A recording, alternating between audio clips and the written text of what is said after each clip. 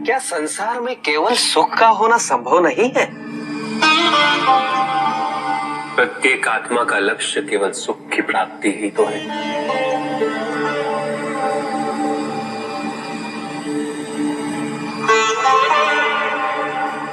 परम आनंद की प्राप्ति,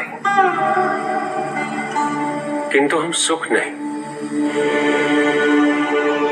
सुख को प्रदान करने वाली वस्तुओं को एकत्रित करना ही जीवन का उद्देश्य मान लेते हैं। ये समस्त संसार माया, सब कुछ नश्वर है।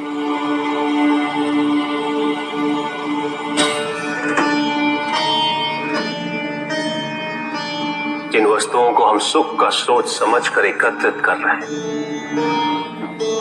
वो सदैव नहीं रहेंगे।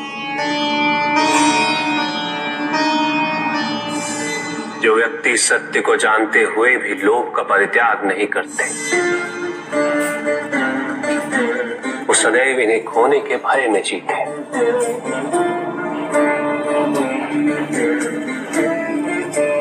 और जो व्यक्ति सत्य को जानते ही नहीं, वो अहंकार में जीते।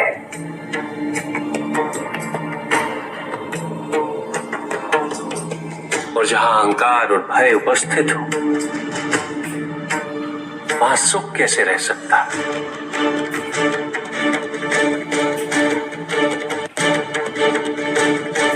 किसी को ये दुख है कि उसके पास कुछ भी नहीं, और जिसके पास सब कुछ, उसे ये दुख है कि पाने को कुछ शेष नहीं। सुख को हम स्वयं अपने दृष्टिकोण से परिभाषित कर देते हैं, जबकि वास्तविकता इससे भिन्न है।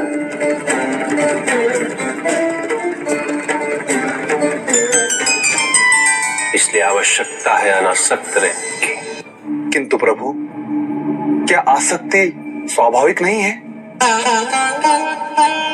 और दुख का मूल कारण भी तो यही है ऋषि भृगु।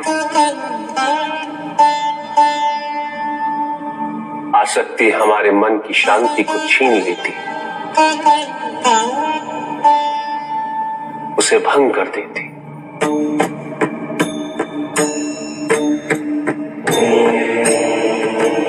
हमारी बुद्धि को स्थिर नहीं रहने देती, उसे चंचल बना देती।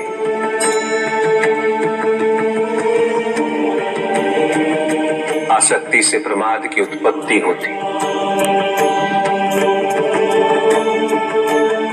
प्रमाद मद होता है, और मद अहंकार का स्रोत है। और अहंकार पूर्णता शुभता में परिवर्तित हो जाता है, अर्थात आसक्ति अशुभता की जननी। इसलिए अनावश्यक है। तो प्रभु, आसक्ति को अनासक्ति में कैसे परिवर्तित किया जा सकता है? और हम आसक्ति से कैसे उबर सकते हैं प्रभु? आसक्ति से मुक्त होना ही अनासक्ति है। आसक्तिहीन होने के लिए अपने और पराये का भेद मिटाना अनिवार्य है।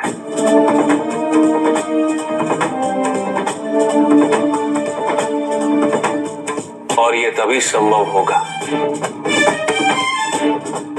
जब हम सुख की खोज बाहर नहीं, अपने भीतर करें।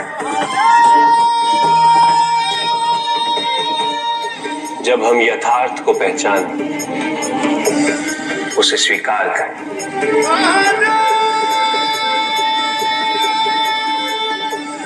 हम अपने सुख को सांसारिक तत्वों से परिभाषित नहीं करें। जब तक हम ऐसा करते रहेंगे, हम बंधते जाएंगे। जब हम स्वयं अपने भीतर झांकना आरंभ करेंगे,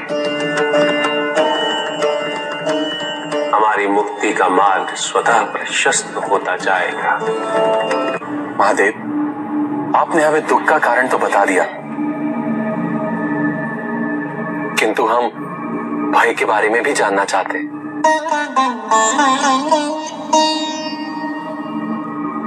भय, भय का स्रोत है इच्छा।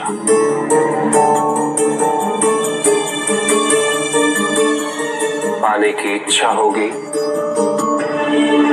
तो उसे खोने का भय भी होगा।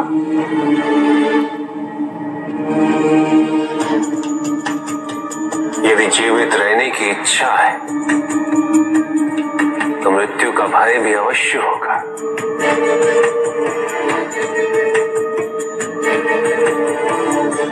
किंतु केवल मनुष्य ही नहीं, देवता, गंधर्व सभी इस भय से ग्रसित हैं।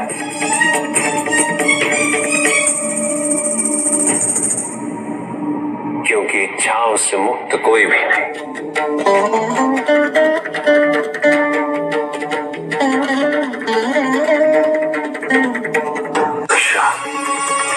ईर्ष्या, द्वेष, परनिंदा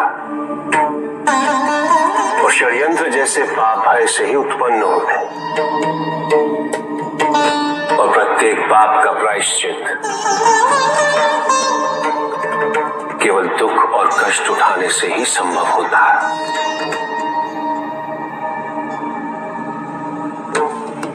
इसलिए भय भी अंत में दुख का कारण बन जाता है।